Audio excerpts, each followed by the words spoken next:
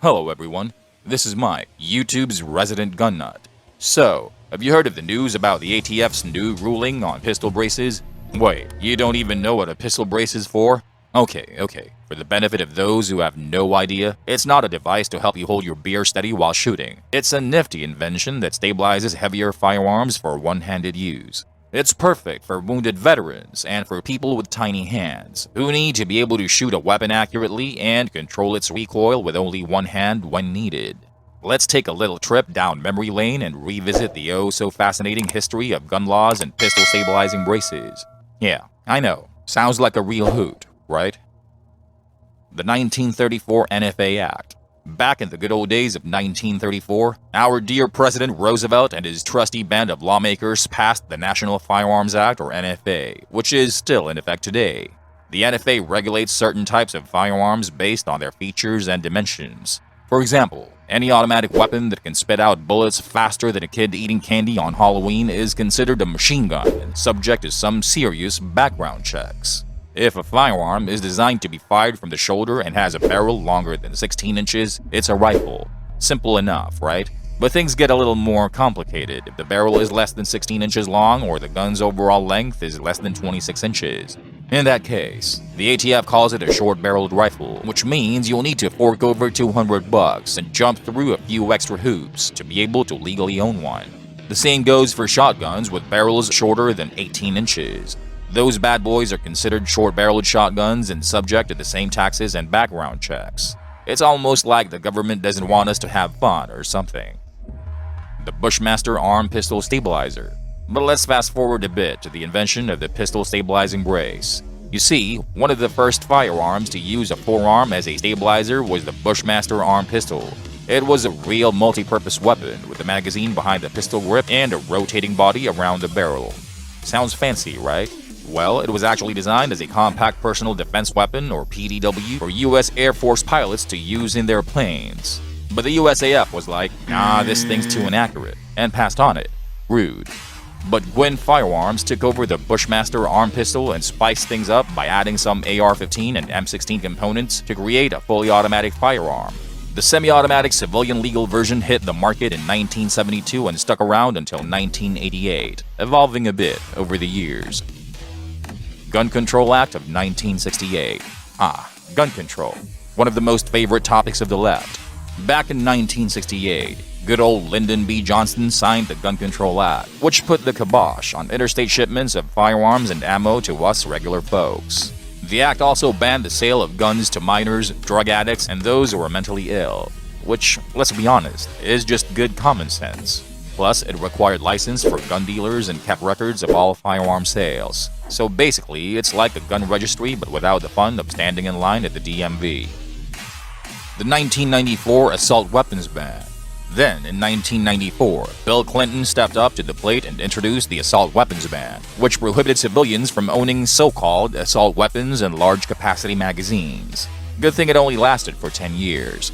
Just before the ban went into effect, Olympic Arms got creative and made a modified version of the AR-15 called the OA-93. But, oopsie-daisy, it turned out that the OA-93 was considered an assault pistol and couldn't be released. So, Olympic Arms made the OA-98 instead, which was totally fine for normal, quote-unquote, non-assaulty civilian use. And that's how AR pistols were born. The Invention. Alex Bosco's pistol brace. Fast forward to 2012, and Army veteran Alex Bosco invents the pistol stabilizing brace, which he sends to the ATF for approval. They give it a thumbs up for use on an AR-15 pistol, and Bosco starts cranking them out under the name SB Tactical. It's all hunky-dory until 2015, when the ATF changes their mind and says that if you shoulder the pistol brace, it turns it into a buttstock, and therefore illegal. But after a 2-year battle with SB Tactical, the ATF changes their mind again and approves the stabilizing brace once more. The pistol brace gains popularity. And just like that, the pistol brace market explodes with new products and innovative designs. SB Tactical leads the charge and other companies follow suit. Suddenly, pistol caliber carbines are all the rage, and everyone's strapping on a brace like it's a fancy new accessory.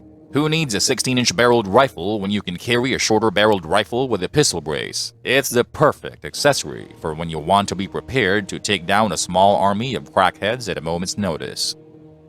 the ATF changes their mind again. Oh boy, let's talk about the ATF and their fun-loving attempt to classify brazed pistols as short-barreled rifles. I mean, who doesn't love a good bureaucratic mess, am I right? So, in December 2020, the ATF decided to drop a legal opinion that would have reclassified brazed pistols as short-barreled rifles. But then, they decided to shorten the required 90-day comment period down to just 14 days. Talk about speedy service. Of course, they conveniently decided to start the shortened comment period during the holidays, so people would be too busy stuffing their faces with turkey to bother with sending in their opinions. But, surprise, surprise, the people weren't having it. Over 70,000 comments flooded in, most of them not in favor of the reclassification. And, just like that, the ATF decided to back off and not pursue the issue any further at that time.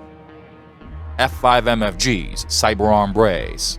In early 2021, F5MFG introduced the Cyberarm Brace, a new and improved way to stabilize your pistol and take perfect shots on target. Made right here in the good old US of A, the Cyberarm Brace is compatible with the MBS brace attachment and comes in aluminum or nylon.